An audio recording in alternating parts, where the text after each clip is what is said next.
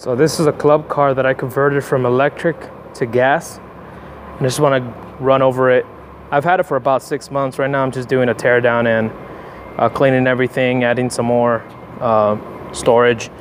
So what I did is, this is where the batteries went. There were two here, and two there. I converted these into just little, container carriers. I just added that one. It's just the rubber one, just so stuff doesn't fall through. I ran it to the original linkage, which ended here, and then I just created this little bracket on a bolt and then a throttle cable. It runs all the way to the gas, so when I step on the gas you can see it move. It still has the original brakes, and then I used the original power switch to turn the motor on and off. So I ran that to the oil cutoff switch, which is back here. That's what these yellow cables are for. Inside here, this is the original shaft that was inside of the motor, the electric motor. I took it out, I welded a sprocket onto it, ran it back inside, so the motor was here, the original motor was in this area.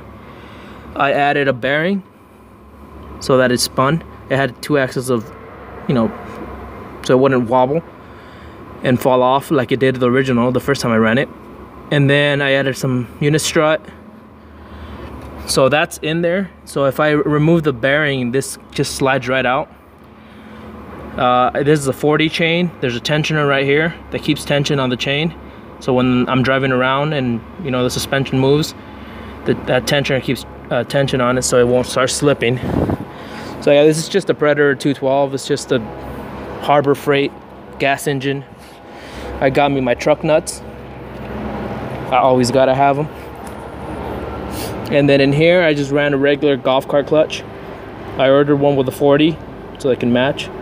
So yeah, this is a better look at the tensioner. You can see the sprocket in here. And then there's a spring in the back. And then this is sitting on the channel, and underneath the channel there's 2 pieces of angle. Dirty as shit. And then the channel slides on those angle pieces, so that you can move the motor back and forth to tension up the chain on it, and also to replace the clutch and all that. You can service it all. So that's the oil. So yeah, it's just a stock motor, man. I just bought it on Harbor Freight, built that little plate, slapped it on there, and then kind of worked some stuff around. I also ran a, I don't know what you would call it. To me, it's more like a, I don't know. It's just to prevent vibration. So there's rubber. It's a rubber block with a bolt run through it to more unit strut. And then these bolts back here, the 2 back, the ones that go through the actual aluminum frame, they're in there somewhere. Those have rubber grommets underneath, so you can't feel the vibration as much. But yeah, that's basically about it. I use it for work every day, 5 days a week. So it runs, it works really well. There's my toolbox, it's permanently mounted on there, a little workbench. These are all the tools everywhere, but they all have their spots. And then there's a hood that covers that part there. That's where I carry the bolt carriers.